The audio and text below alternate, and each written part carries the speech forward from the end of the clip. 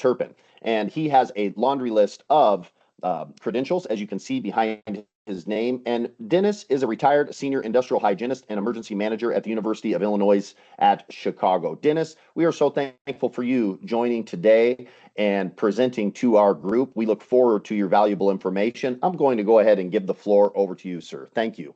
Well, great. Well, thank you very much. As I'm going to see if my stuff, oh, it's here. Surprising. Um, let's see. There we go. Generally, my computer doesn't like. So we can see my main slide. Yep.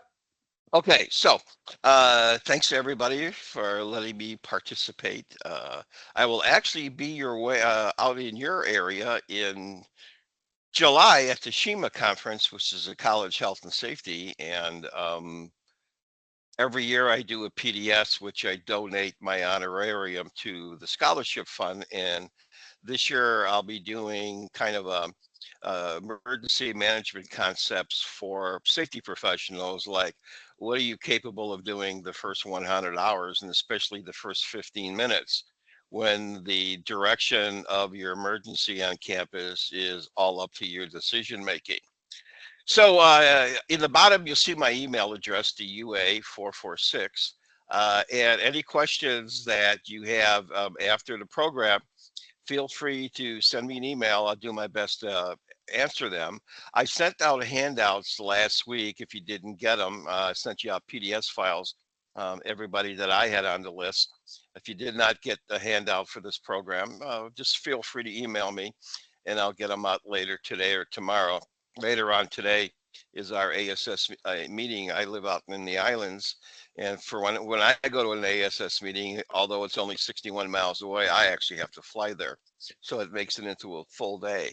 So one of the things I think is really, really important is Occupational Safety and Health Magazine gives me the opportunity about 4 times a year to do a one of their webinars, either on respiratory protection or on emergency management. And I don't like to talk about the things that everybody talks about. I kind of like to talk about the things that are a myth or something that is a perception of safety. And because I think it's more important to know the limitations of your programs than know everything word for word. In fact, when we teach the respiratory protection program out in Phoebon, Alabama, we're the only class that's allowed to do an open book test because we think it's more important for our students to be able to find a certain item in a standard and try to remember it. So I always start out my programs this way, and essentially is why do you wear your PPE and respiratory protection? Well, you don't do it for OSHA, and you don't do it for HIOSH, and you don't do it for anybody else with the exception of you and your family. Because if you really look at who can get impacted the most, okay, if you fail to wear your PPE work, if you fail to wear it correctly, it's you and your family that suffers the major impact.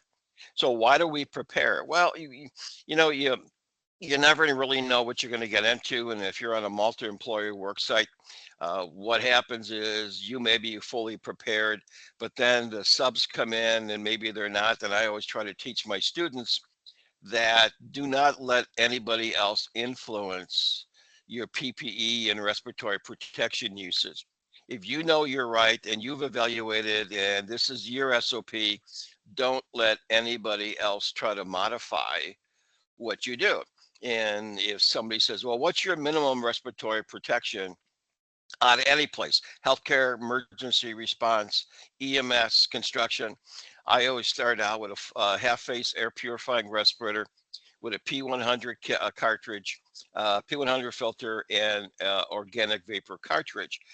And I'll go into that as we go through the program. And that's pretty much, if you ask me what my minimum respiratory protection is, that's exactly where I start. That's my minimum. Because it's the greater the gap between risk perception and reality, it will contribute to an increase of potential exposures, a loss of prevention preparedness, and response capabilities year by year. I like to talk about the gap. I like to talk about the perception. And it all starts out in the Lahaina fire. Now, I live in Lahaina, Hawaii, and we had the 2023 devastating fire where we lost 103 of our residents, completely wiped out the town of Lahaina. But when crews came in, and if you're not prepared the day before the disaster, you really can't guarantee the health and safety of your employees. I got involved in the second day because one of my friends says, "Hey, you got to come down here. We'll get you a pass." We're being told to decon coming out of the fire field. So this is construction and public works, and they're essentially utilizing N95s and leaf blowers for decontamination. And we all realize, that's not exactly what you should be using. In fact, what we're doing is actually we're spreading the contamination and take it home. So we look at respiratory protection, and sometimes we get fixated on, oh, COVID biologicals. No, it's always there. The problem is, for a lot of times, the things that can really hurt us and the things we can take home, we cannot see. So a lot of times I like to talk about all the stuff out there. That's my big safety term when I'm doing a lot of speaking, is we talk about stuff. And the stuff could be anything that you want it to be, but we got to protect ourselves from that stuff. So we start out with filtering face piece respirators and N95s and P100 filters. And then we have elastomeric half face respirators. And I also serve on the ASTM, International Respiratory Committee, and we're the people that came out with the 3502 barrier face covers during COVID. And we spend a lot of time looking at the best respiratory protection for the best job. And one of the things that I look at when I'm on a committee is I look at the limitations of that respiratory protection, because if you're wearing it and you fall into that gap of the limitations, you're not getting protected. So we look at all the different things we can get here. This is the top picture. The guys with the smiley faces, they're actually a maintenance crew that I taught their hazmat team, and they actually do maintenance on cyanide units. Over on the top right, we have a hospice nursing facility. Bottom left's our waste facility at the University of Illinois Chicago.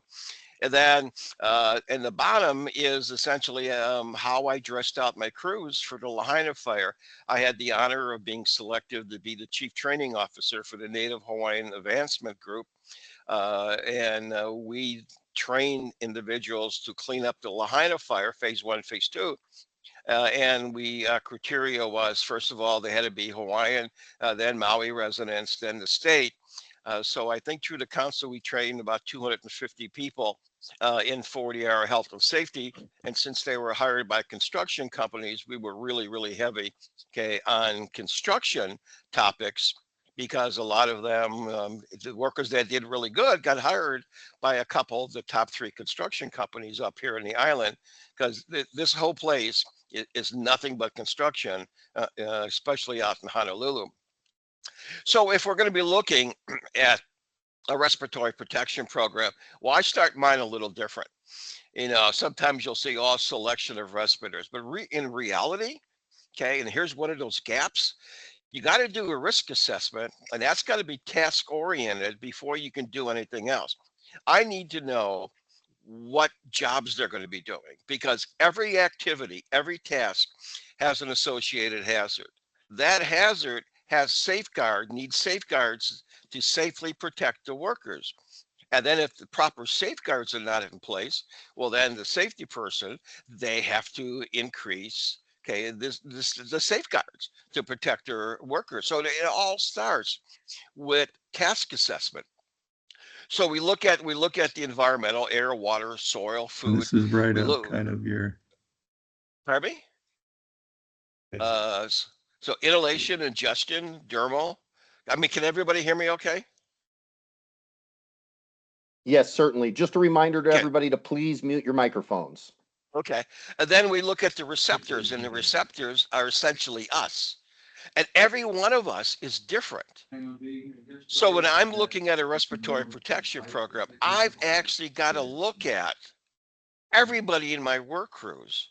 because we're all different, and then OSHA comes out for construction, the new one size does not fit all, or the one size fits all construction PPE standard. And in fact, I included that in one of the classes I was teaching, and because we were 6 hours behind Eastern, I actually was teaching the subject matter in one of my 40-hour programs before OSHA made the final announcement that was now in play. And then we have the new emergency response standard that if it ever kicks out, it's essentially gonna have a major impact on all of our first responders, because they're gonna fall under OSHA instead of NFPA. And I did a safety focus for ASSP in October, where we went through the new emergency response standard for OSHA, and they gave me a day, and it turned out that we very easily could have turned this into a 2-day PDS. There was just so much stuff that we had to deal with. And then healthcare. The days of N95 as the primary respirator for healthcare is way behind us. Again, our minimum respirator for healthcare should be a half-face APR with a P100 filter. And then if you run into a terrorist event, you pop on your organic vapor cartridge and you're good to go. But the days of N95s, when we're looking at construction activities, we're looking at healthcare, EMS. Um, I uh, I think those days are behind us, and all you got to do is look at COVID and see what a limitation the N95s were, because everybody wanted one, and I think we could do a better way of doing it.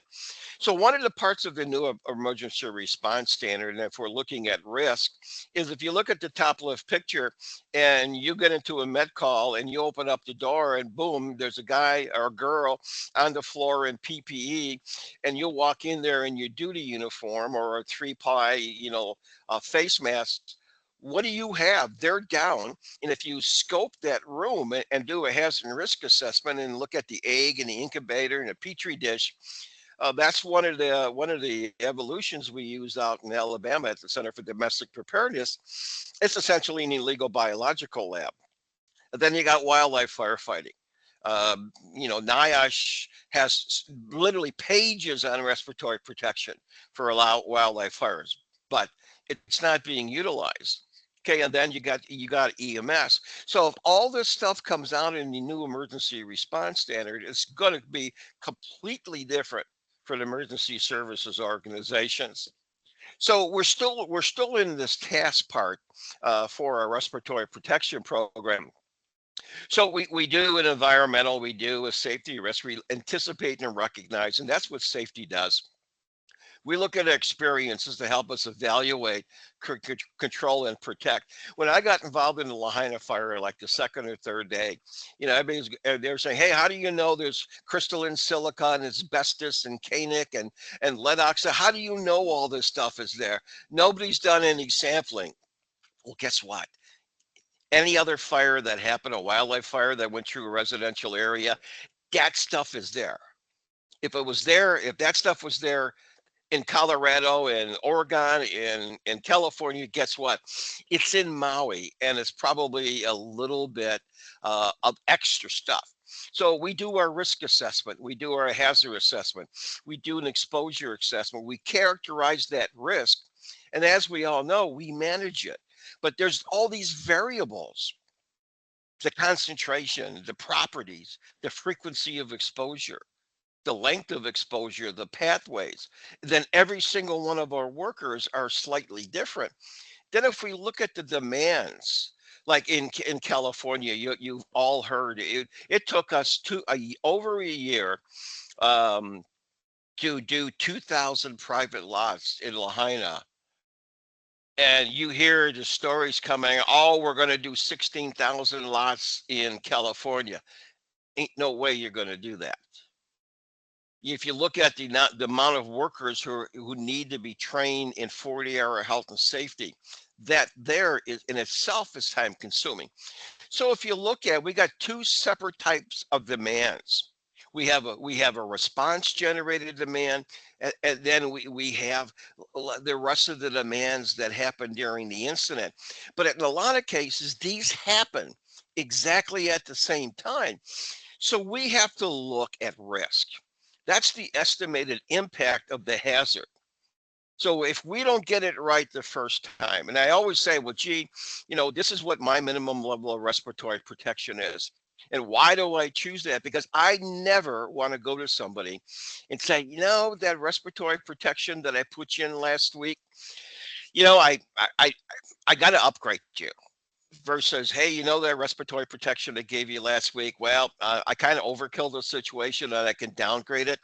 But if I downgrade you, you never were exposed. If I have to upgrade you, I can't take back that exposure. And that's not the way, okay, I handle the areas that I have responsibility. I have to look at all the hazards. I have to look at the potential to produce harm, including everything else: education, sleep, fatigue.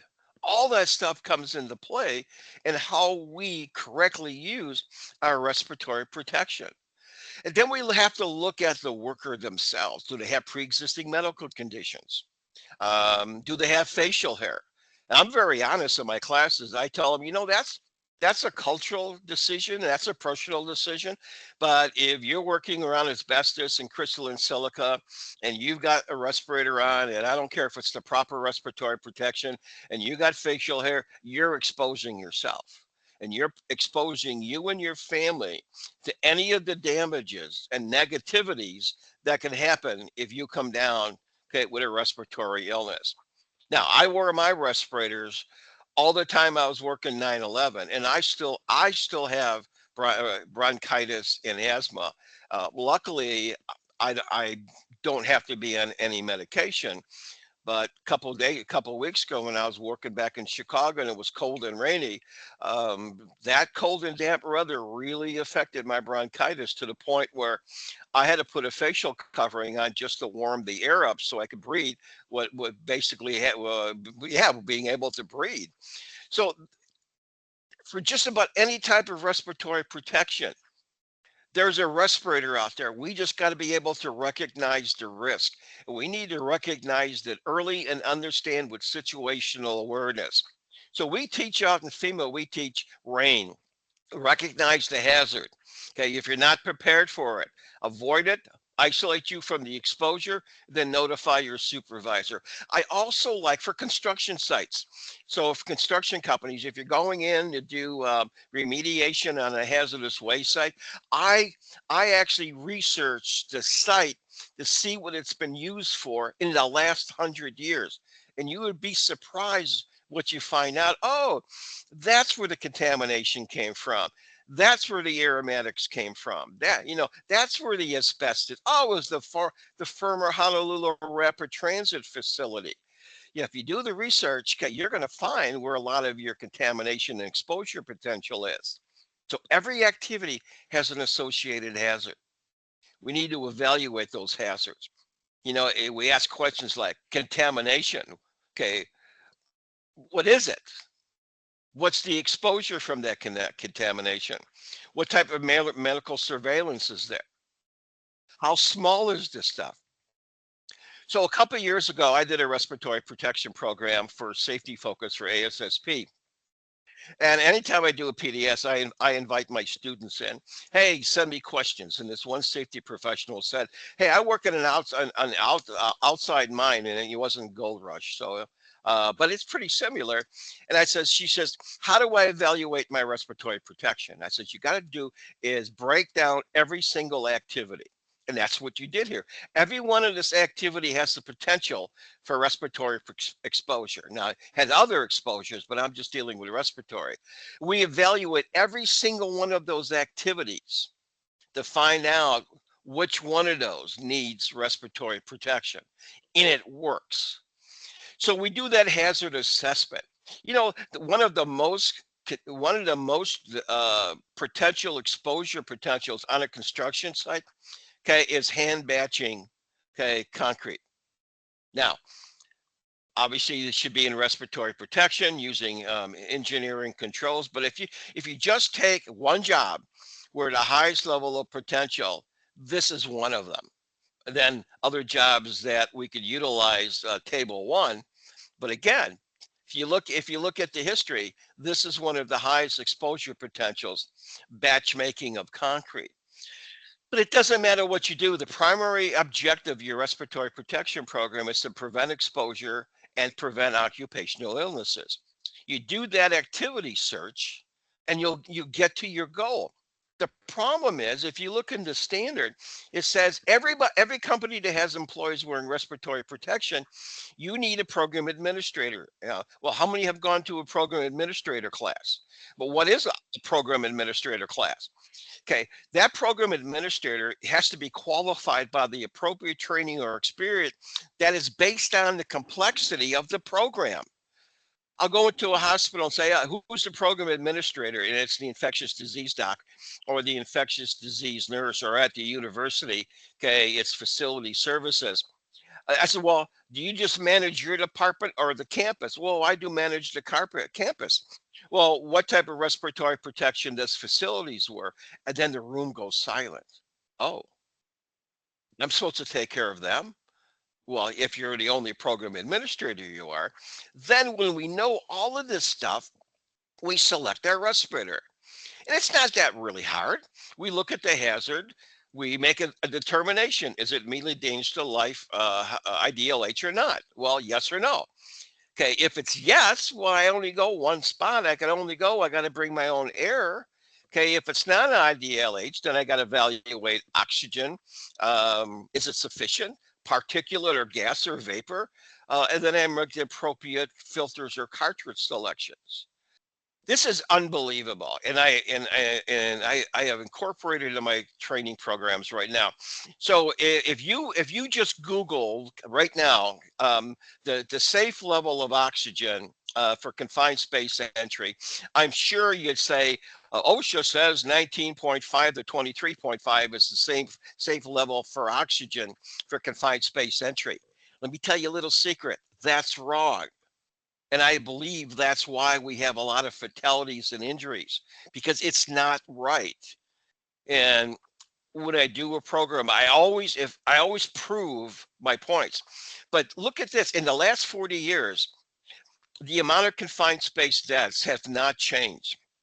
And if you evaluate them, 85% of the time a supervisor was present, 29% of the dead were supervisors, 31 had written confined space entry programs, very few used it, 15 had confined space training, nobody had a rescue plan, but we still lost 60% of the would-be rescuers.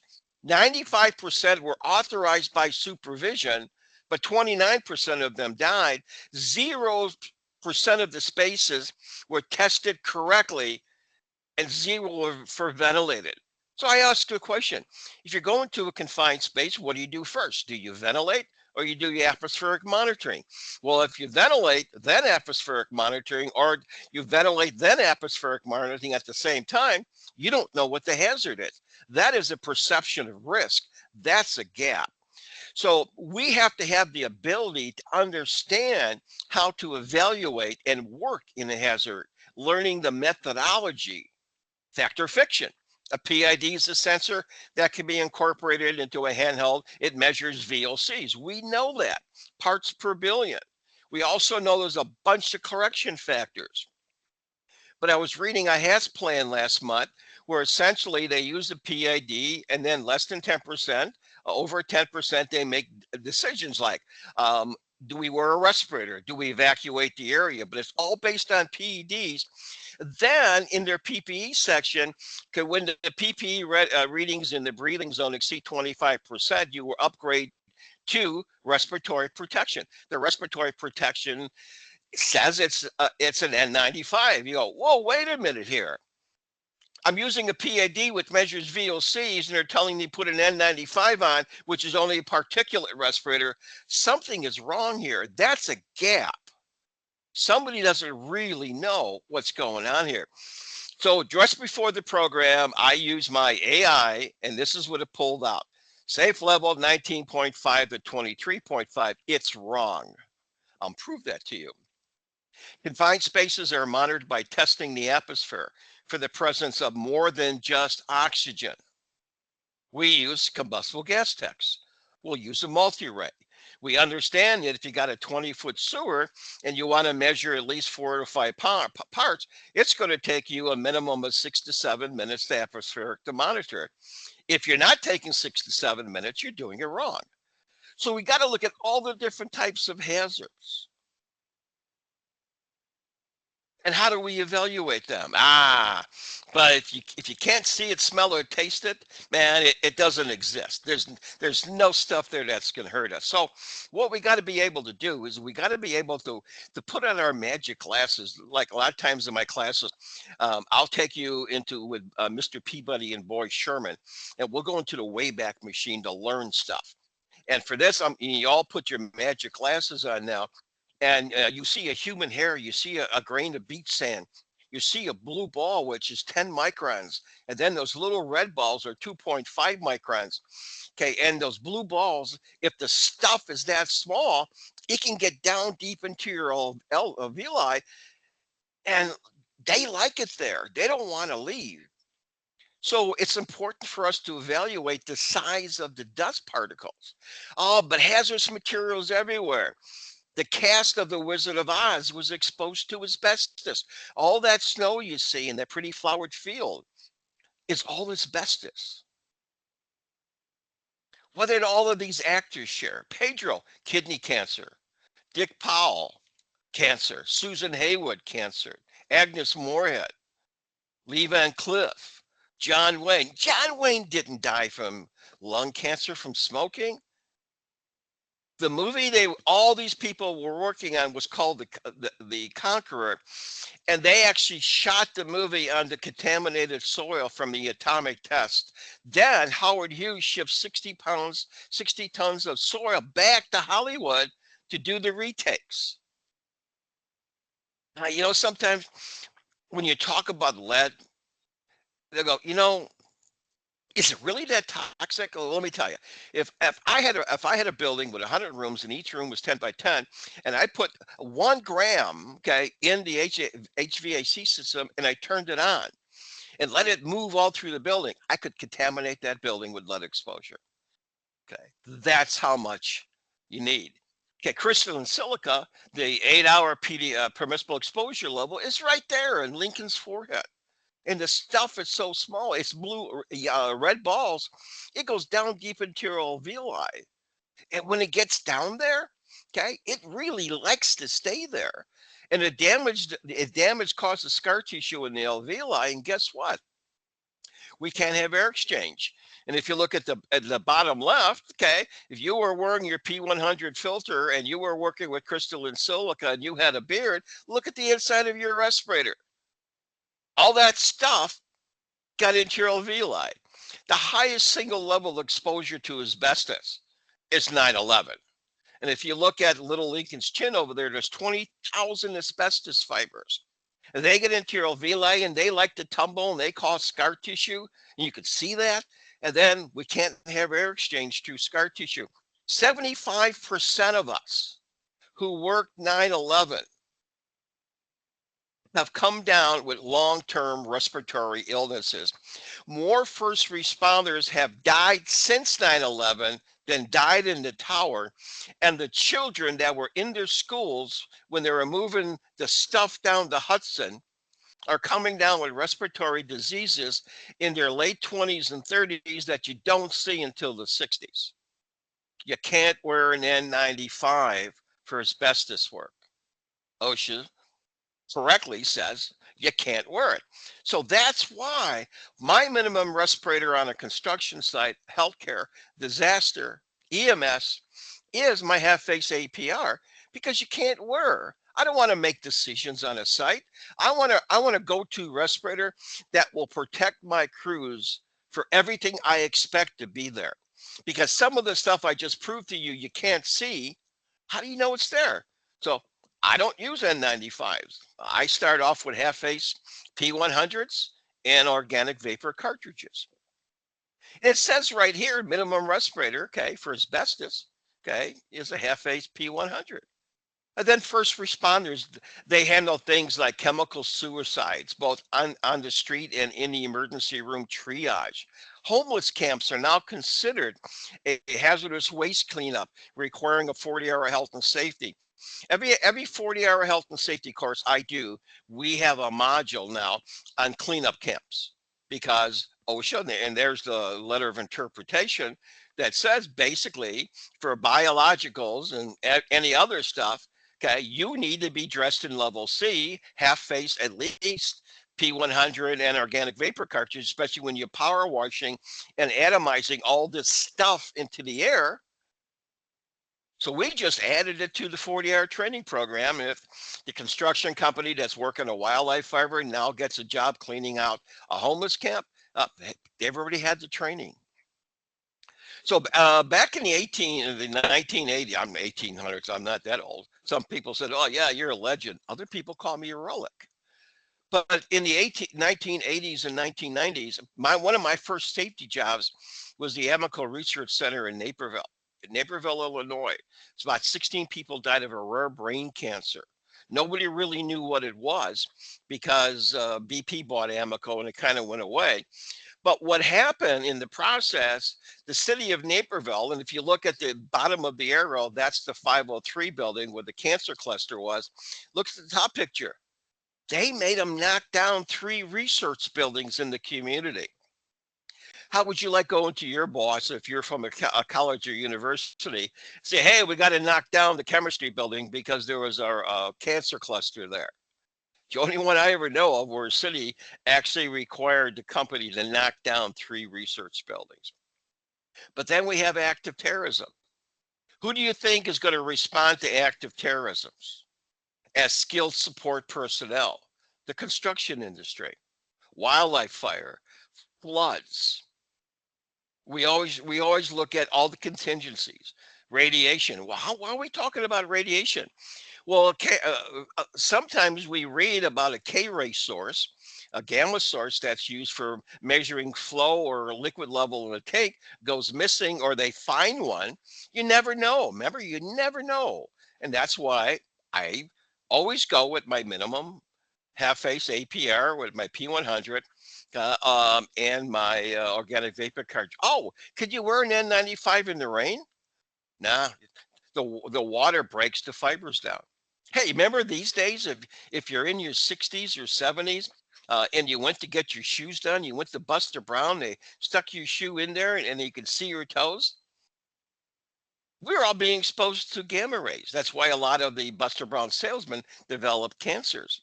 But again, we never know when this stuff is. We never know when there's going to be a biological attack. But we do know if we're doing conventional decon and we have a biological, soap and water is not going to work. We're going to have to add a bleach solution. Oh, bleach is a chemical. So if I had my crews in N95s, they may not be protected from the chemical. Again, why my minimum respirator is a half face APR with a P100 and organic vapor cartridge. We look at all the different terrorist attacks that happen in there. We look at nerve agents in other countries. We don't want to deal in emergency management. We have a type of incident where, we know it's going to happen. We know it could happen. The probability of it is going to happen, but it's not going to happen. Okay, and I've actually responded to a couple of those. So if we look at our construction sites, we look at our homeless camps, what we need to realize, the fact is, these are all airborne contaminants that we cannot see, and we need to protect our employees from. Okay. You can make reasonable estimates, but not in all cases. And if you're dealing with table 1, in a lot of cases, we're talking about assigned protection factors or reading a safety data sheet. I don't know if you saw one of the studies that came out last week on safety data sheets, and like 35% of them had incomplete information. Really? We're just realizing that now? Or the proper eye protection. Okay, what is that? Safety glasses with side shields, gas-proof goggles, there's all kinds of eye protection. Where are the proper respiratory protection? That's the one that always gets me. They're still telling you, you got to make that final decision. You have to understand the difference between a half face and a full face respirator and how much more protection, okay, it's going to afford, because these are based on ratios. Okay, it's the amount of contaminants that are outside the respirator and the amount of contaminants that are going into your breathing zone. Okay, we have to know what the permissive exposure level is, the average protection factor, the maximum use concentration. Okay, the limitations of all of these. Every one of you see. So when I do a 2-day respiratory protection class, either for FEMA at the Center of Domestic Preparedness, and if you all are involved in college, not the private sector, military, first responders, you can go to this respiratory protection class in Anniston, Alabama.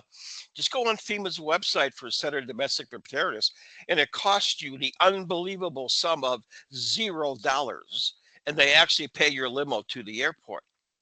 But we got to understand how do our filters work?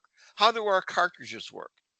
That's the way you build in safety culture to your employees, when they actually understand the methodology of how your PPE works and why we have to upgrade the supply there sometimes. Sometimes we have no choice.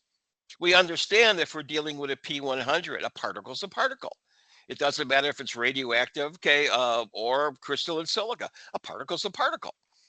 But when we get into the chemical side, then we got to add up to like our organic vapor. In fact, if you get involved in responding to a fire of a lithium ion battery, and you look at the off gassing that's there, you actually need, okay, like at least a minimum of a full face APR, P100 filter, not only the organic vapor cartridge, but you need a fluorine cartridge, almost going into a seaborne cartridge, because of the fluorine that's generated as off gassing when these batteries burn. So in the health and safety program I do now, we're always talking about lithium batteries, because if you're dealing with a wildlife fire or a flood in disaster response, you're going to be dealing with these, and you're going to have to deal with these if they catch fire. Again, heat, humidity, radiation. I mean, there is respiratory protection for wildlife fires. If you don't believe me, go into NIOSH. Okay, there's some that protect, and one of the new things we're going to be getting involved in ASTM, okay, is look at respirators for wildlife firefighters. Okay, because there's gases and there's particulates, and you got to go with a combination. Like, well, what that may be? Oh, half face APR with a P100 and organic vapor. You know something? Probably protect you from most of the stuffs. But why they don't use them, who knows? But again, they're actually in studies in Canada now utilizing the PPE you see on the right, as far as minimum PPE for wildlife fires. You can go on YouTube and you can look at the videos and read the studies and stuff like that. We're down to standing operating procedures, and we all know what standing operating procedures are. So everybody does it the same way so that we're all protective. We look at the future of respiratory protection in healthcare. You know where I'm going with this. My half face. If you look at the N95s during COVID, they fail apart. Okay, they can't deal with moisture. The straps deteriorated after 5 cleanings, and that's why they were never designed to have multi-use. We look at the victims of the subway sarin attack, and we look at all the healthcare. We look at all the secondary exposures that were caused by incomplete training and understanding and the lack of proper respiratory protection. We look at where all these secondary exposures happened. Okay. Well, we could do this. When we had the Ebola crisis on campus, you could actually see the bottom left picture. That's how we were putting our ambulance crews. And if you're coming to yourself and saying, hey, they're using duct tape. Well, this is like 10 years old. And you're right, because if you get into OSHA and NFPA, you can't use duct tape on chemical suits anymore. In fact, NIA says if you use chemical tape and it touches the respirator, you can violate the certification of that respirator. This is easily Googleable. Then we have our medical screening. Now look at this. the licensed healthcare professional has to do all this stuff. They have to know what the type and weight, duration of frequency of use, temperature extremes, clothing, supplemental information, all this stuff, plus a copy of the written respiratory protection program has to be given to a licensed healthcare professional. How do you do this online? Do you ever think about that? Do you really send all this stuff for $35 and they evaluate all your people and they have all this information? Because that's what the standard says. I don't know. I guess you're doing it. Okay. Then we provide performance-based training. You know, if you don't know how to use it correctly, then don't put your people in. They got to be able to perform in a hazardous area. That's called performance-based training. It doesn't matter what you do. Healthcare, construction, testing, HVAC system. Now we're down to fit testing. Everybody is different. That's why when we fit test, we have different types of respirators. We understand that dental work, scarring, facial hair, these all influence. But do we really fit test while the fit testing subject is standing, wearing all the safety, applicable safety equipment they actually wear in actual respirator use? When we have the first responders go through and we show a slide similar to this, they go, really? We can't just wear our t-shirts and come in for fit testing? No, that's not what Appendix A says. Then we go into maintenance and care. And wipes is not the proper maintenance and care. You got to sanitize. You've got to make sure. Some manufacturers, it's all based on the manufacturer's guidelines. You actually have to field strip these down to about 7 parts, millenniums, or almost 28 parts. Excuse me, Avon 50s is 7 parts. So the manufacturer will tell you exactly how to clean your respirator. And in fact, if you have 3M respirators, they've got a video for it. Doesn't get much better than that. Then we evaluate the program, not only every year, but every time we need it. Oh, we had an exposure. Okay. We had a problem. You know, you can't even try to fit test somebody that's wearing facial hair. Okay. They're going to be exposed. So if you look at everything we talked about, you can actually break it down to terrain for safety. Recognize the hazard, avoid it, isolate it, notify the supervisor. Okay, to make sure you've got the proper level of protection. So one of the things that I always do at the end of my programs is I always thank everybody for letting me share my 50 years of experience with you. And I kind of give you an idea where I'm going to be. So if anybody's going to AIH Connect, I'm going to be doing a process safety laboratory operation course. Brand new, never been done before. And so again, thank you for letting me share my experiences with you. Okay, thank you. Thank you so much, Dennis. Was the second time I've seen this presentation, and I learned more this time than I did last time. Well, thank you. Yes, excellent presentation, Dennis. Yes, this was wonderful. Questions for Dennis. Who has questions? Please, you can type them into the chat room, or this is an opportunity to unmute your microphone and just speak directly to our keynote speaker. Any questions for Dennis? I've been looking at the chat room, Dennis, and following it along. A lot of coming in saying absolutely great discussion. Thank you so much. Very informative. Thanks for everybody for chiming in on this. Thumbs up. Appreciate that, Cole. Very interesting and informative. Super day. I don't know if you're able to see those chat rooms, but I'm just reading a few off to you. So very well received. I don't hear anybody tuning in for questions, but folks, this is your opportunity. Yeah, and don't forget, you can email me. And like when I Yeah, did this program for Dennis, occupational safety, we had great. 50. Much. What a Oh, you're very welcome. plethora of knowledge you have around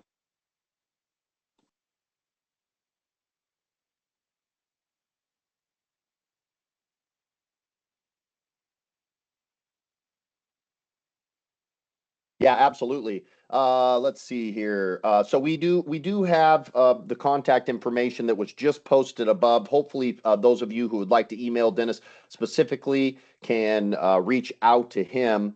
That is just a great presentation. I'm going to go ahead and close this out here and pull up the presentation here. Here is Dennis's information once again. I don't have your email up here, Dennis, but this should pull up.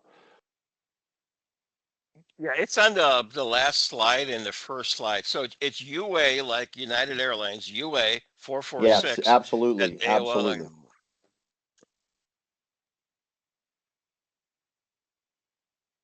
Excellent. Well, we certainly appreciate everybody for attending today and participating in the Safety Summit.